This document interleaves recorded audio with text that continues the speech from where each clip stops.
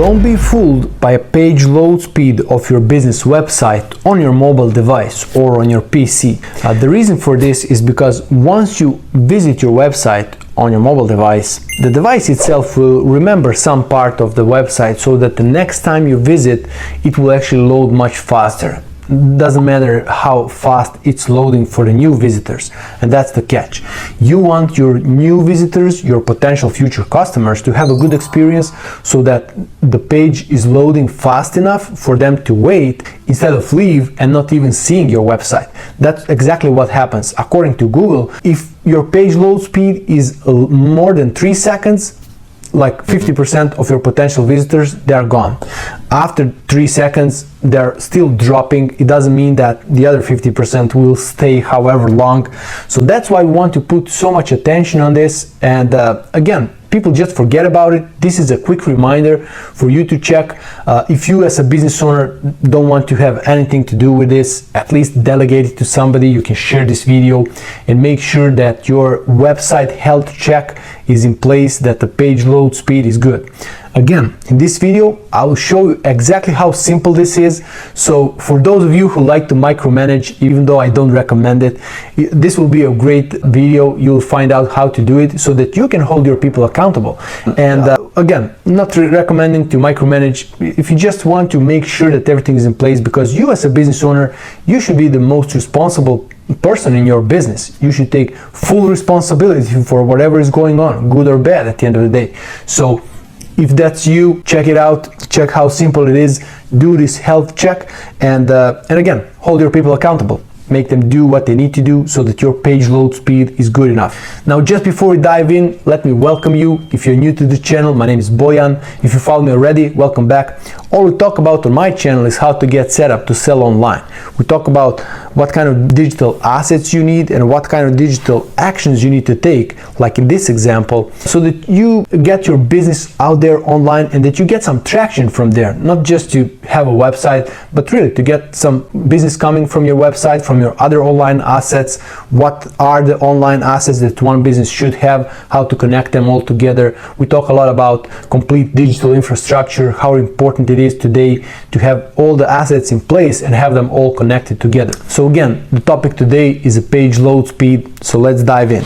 I choose to use Apple as an example, expecting that this is a very successful company out there, that they have the teams of people working on their website, on all other digital assets out there that they have. So just wanted to use them as an example so that we can compare ourselves at the end of the day with one of the most successful companies out there, right? So as you can see here, there are different results that you want to focus on, and I don't want you to be confused with numbers. You as a business owner, if you're not a tech savvy, or if you are not experienced in web design, in a website optimization, the only thing that you can do actually is look for the red flags. So here, let's say that we are just looking for the red flags, okay? Number one, you see this upper part of the screen where it says discover what your real users are experiencing. These are the average values that people experience when visiting your website, how many seconds it takes for some content to load, and what is their overall experience. And as you can see, even the Apple failed in this core web vitals. We're talking about those 3 top values that we see. That's the core web vitals. They're failed on mobile, but on the desktop they're passed. So just saying this, not to be too stressed about it. If your website is anywhere close to these values, you're good. So don't be worried about it. You don't have to have all the greens out there. You just want to look for the red flags. Okay, and I will show you how those red flags look like. So this is the upper part. We just talked about average values. In this lower part here, in this lower section, this is what we call simply a stress test. So this is the speed and the performance that the Apple on the mobile device, Apple visitors, that they are experiencing. And again, you can see down there in this lower section, it says slow 4G throttling. Basically, it's a stress test. We want to see how our website is performing when the connection is bad, when we have some browser which is not optimized, when there's no any cache, and so on. So these are the values that Apple received on a mobile device. On a desktop, you can see it's a little bit better, but still, not the green. Like, we still have performance of 75. Again, if you have these values, believe me, you're good. Next one, let's go to this rather not so good example. They have average page load speed almost double compared to what we had with the Apple, right? They failed both on mobile and on the desktop. But what I see as a red flag here, check this out. Like, stress test performance, they have like 1 out of 100. So from my point of view, this is a red flag. This is something you want to put your attention on. Like, even 5 seconds, this is not such a good experience for a new visitors. You want your website to load in 3 seconds or less. That's what we want to achieve, right? But again, 5 seconds is not a disaster, but remember, you are losing potential visitors. People are waiting for like 3-4 seconds. Doesn't matter if they need to wait another second to see your website. They're gone. People just don't have so much patience today, and they're just leaving. So that's the statistic that comes from Google, and I believe there is a reason for us to believe them, right?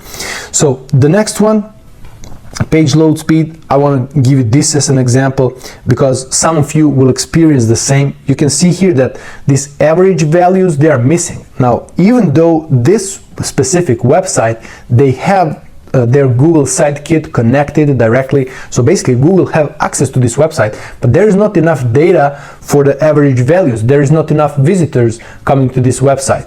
So in that case, what you can do, you can check this stress test performance, and as you can see here, like, we have like 66 on mobile, talking about performance, about the speed. Look at the speed. These speeds and this performance, it is, for example, better than what we have on Apple website, right? So you can make a conclusion that this here is relatively good. And for example, this specific website, I wouldn't stress about it at all. I wouldn't even communicate this to anybody who's responsible for the website. I would maybe tell them that I did this test just to let them know that I'm aware of this and that I find that these values are okay. So again, there are so many tools out there that you can use, but this specific tool is coming from the Google itself, this Page Speed Insight. I will share the link down there. You literally just go click that link, go to this website, paste your website here in this area and just click analyze. That's all you need to do, and you will have your numbers. You will see what is the performance, what is the average performance, hopefully, if you have enough visits for your website. So make sure to find 5 minutes out there that you have free and just do this test and see what you get. I'm really curious to hear some results from you. Make sure to comment below. What is your performance? What is your average page load speed? What is your largest contentful paint? How many seconds people should wait in the stress test? Or if you have averages, let us know. So really curious to hear if you've done this test, if you shared it with whoever is responsible, how they reacted. Let me know. Like, people don't expect this specifically from a business owner that is not maybe tech savvy out there and don't sit and breathe on their neck, every day on what's going on the website. But just put your 5 minutes aside, do this, check if there are some red flags, compare yourself to your competitors or maybe to some big guys out there, like I just used Apple in this example, if you're not sure about the numbers, so that you can compare yourself with somebody and see where you are. Well, what is the real expectations that you can have from your website. I hope you find this video valuable. I invite you to check some other videos on my channel, and I see you in the next one.